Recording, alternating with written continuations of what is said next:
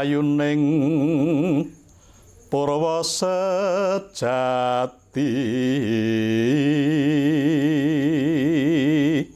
pangira jagat godhong kinarya mambe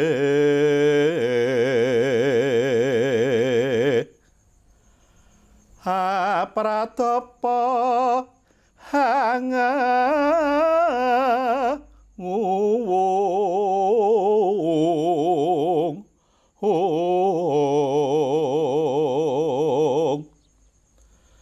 kembang lintang tlaga langit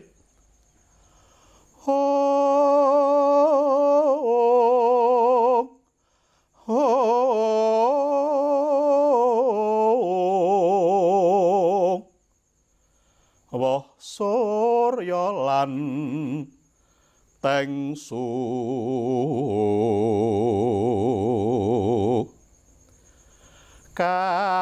kasiram pun lan udan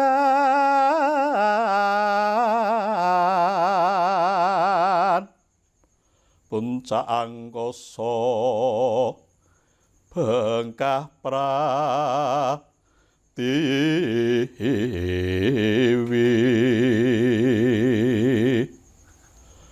hayate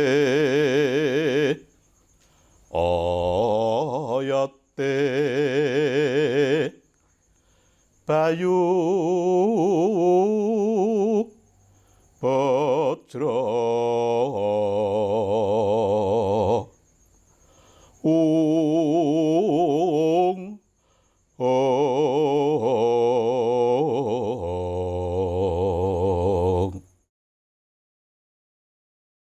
Jumpa kembali, saudara-saudara pemerhati, penikmat, dan peminat kesenian wayang kulit.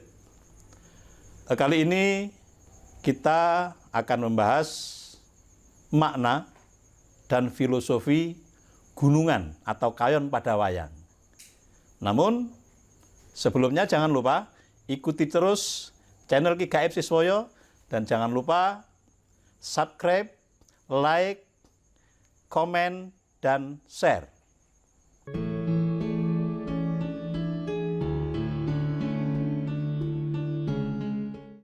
Saudara-saudara, inilah yang dinamakan kayon atau gunungan. Dinamakan gunungan karena bentuknya mengerucut menyerupai gunung.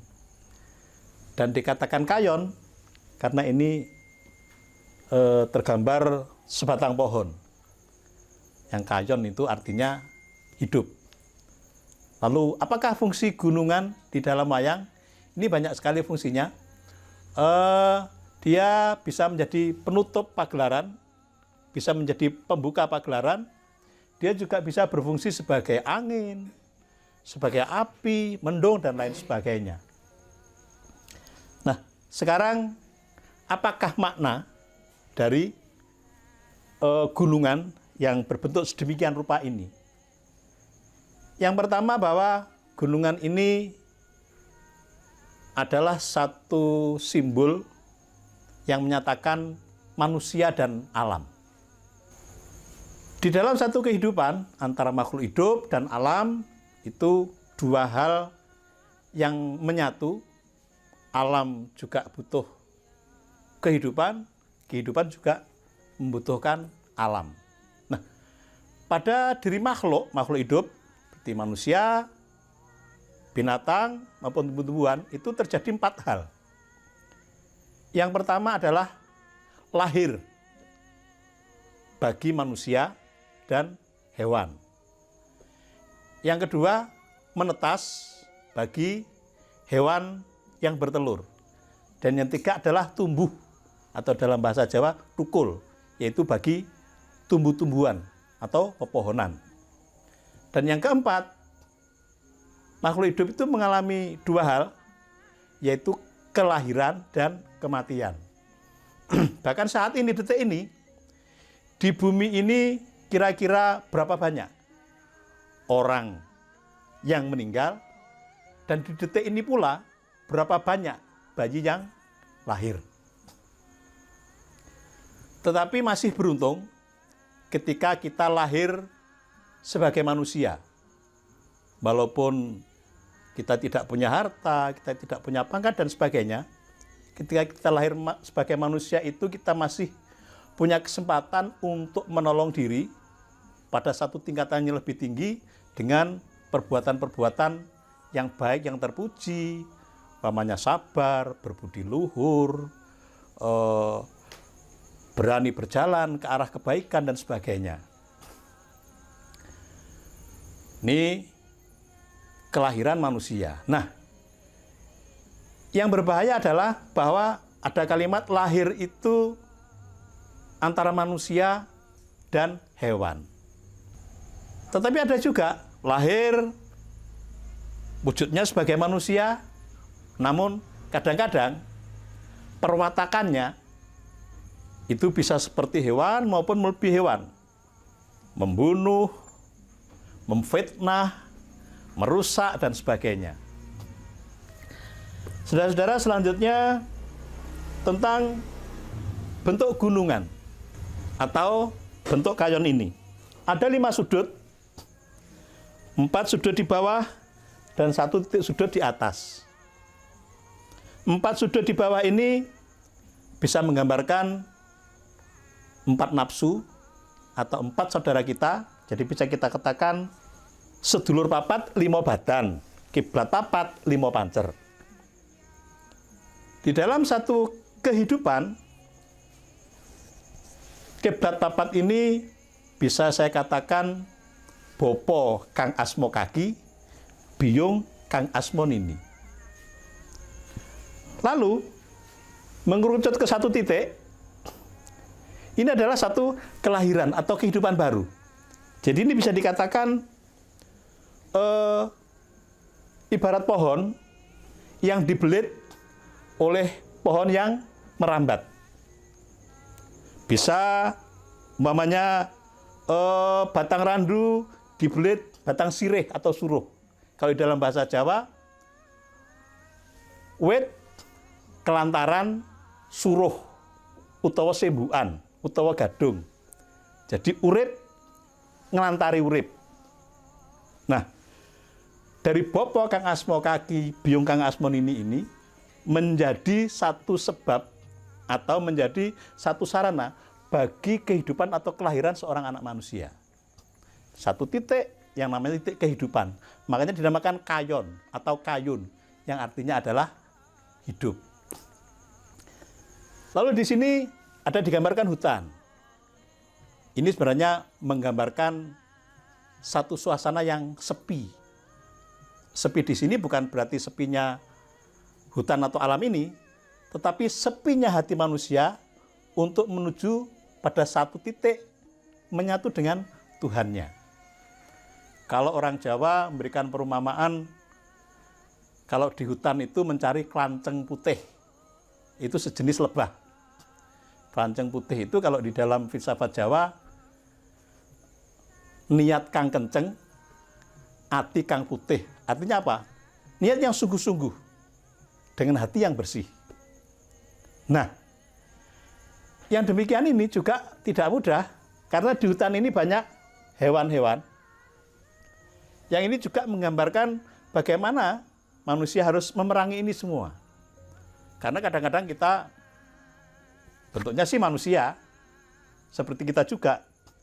Tetapi kadang-kadang ganasnya seperti harimau, terkam sana, terkam sini. Kadang tidak peduli itu saudara, tidak peduli itu teman. Karena dia merasa punya kekuatan, saya makan saja ini.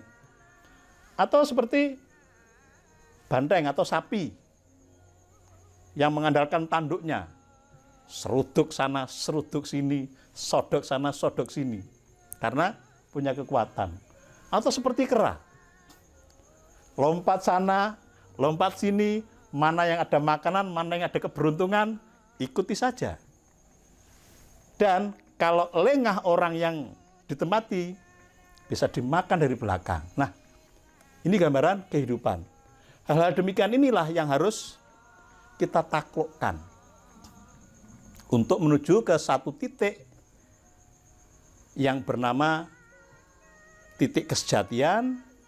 Orang bisa menamakan Manunggali Kawula Gusti dan sebagainya. Selanjutnya ini ada gambar 2 patung dan 1 pintu.